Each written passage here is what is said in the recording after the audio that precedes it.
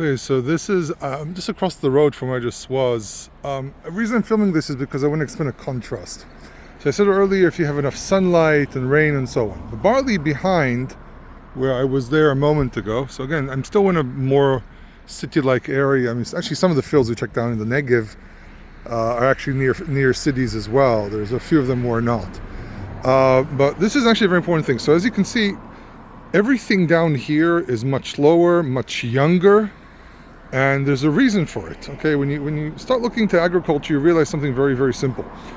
This part gets sunlight but less, but because it's in a slope, it gets more water into the area, which affects the way the grains grow. So there is some barley in here, but whatever it might be, everything here is more in a grass state.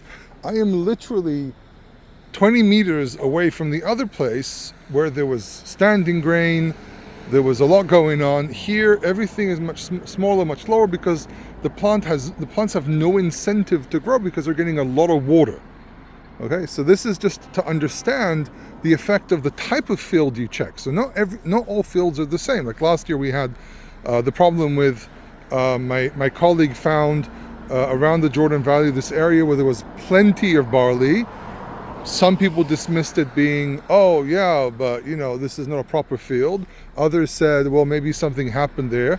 But there was a lot more barley last year than most of us actually realized. And my colleague said, oh, we have to declare Aviv earlier. And I said, up to people's decisions. But one of the things that came up was the fact that the places that he pointed to are places which are much drier. The images I put up were much drier areas. With a lot more sunlight, which caused it to develop much earlier than everything else.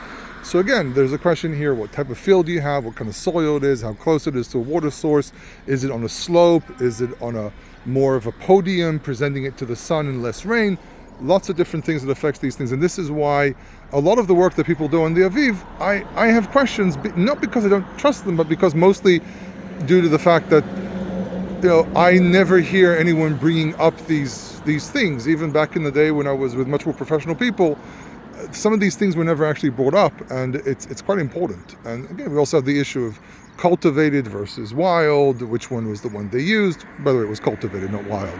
Wild is more of an indicator, because we don't really have lots of barley fields. In any case, more data.